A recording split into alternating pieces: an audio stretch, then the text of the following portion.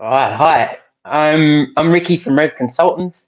I help subcontractors with their tendering, so I help them win more tenders at their target profit in 12 weeks or less, even if they're time poor, overwhelmed, and don't know where to start. So my goal is basically to make this process as simple and successful as possible, so you can win those bigger projects with less stress.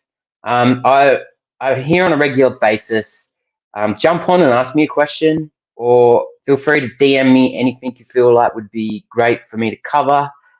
This is your opportunity to basically ask me anything. Okay, so the topic that I've chosen for this week is tender selection and deciding if you should go for it or not. So first up, and importantly, I think it's really important that you're selective with what you choose to go for and not blanket going for everything. This is the main point that I want to drive um, home today. Be selective. So when you first receive a tender pack, you should be doing a scan of the pack and you should be asking yourself questions like, is the location okay for my company? Does the scope align with my company's skills or my skills? Can I resource the job properly? Can I deliver to the program that the client wants, etc. And another one that's important that I think is missed in a lot of cases is the project and is the client aligned with the direction that I want the business to head in, and is the client reputable? Is the client one that you want to work with and have heard good things about, etc. Basically, if asking yourself all of these questions, you feel like the project's not right for whatever reason, then you should be politely turning it down. We get asked all the time, is it okay to say no to opportunities? And the answer is yes. And this is coming from my experience working on the other side as well.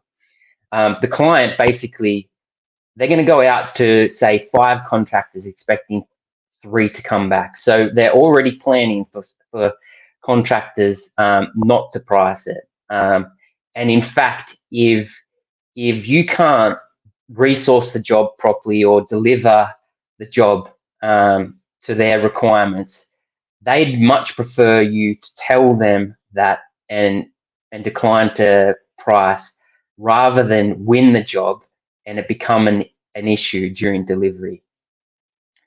Another thing is we all have limited time and resources, and this is true of tendering as well, obviously. So being selective, this is going to allow you to spend more time on the opportunities that suit you, and allow you to submit a quality bid rather than a rushed bid.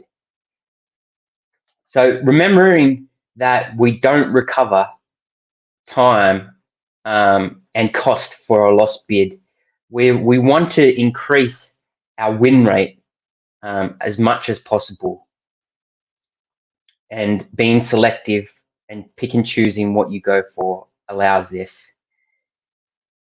Another one, so sorry, if after you scan another one, yeah, if after you scan the documents, you see the project's a good one, you're keen to bid for it, but the deadline for the tender submission isn't enough to submit a quality bid. It's not enough time. Ask for an extension. Most of the time, the client will give you one. And I'm going to say most of the time because there is cases that they won't, but the majority of the time they want to see your price.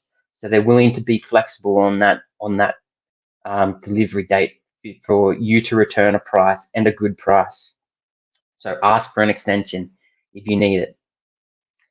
Another bit of advice is within 24 hours of receiving the pack, whether you choose to go for it or not, after you make your decision, phone or email the client and let them know.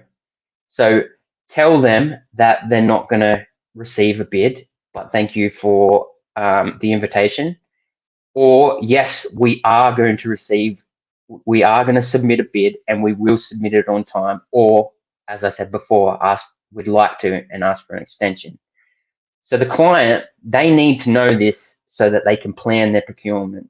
So keeping the client in the loop of what you're doing and sticking to what you're doing is quite important.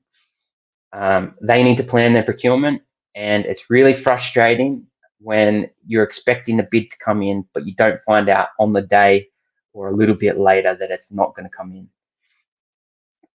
Okay, so basically, in summary of all this, being selective, it's with pick and choosing what you go for and going for the right opportunities. It's going to mean that you can spend more time on the better opportunities that suit your company, and it's in turn going to increase your win rate. So for me, quality over quantity for the win.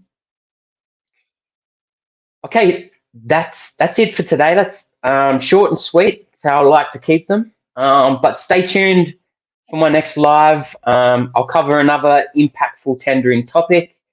If you want to speak to me about your tendering, I offer a number of free calls each month to talk specifically about your tendering and how you can improve it.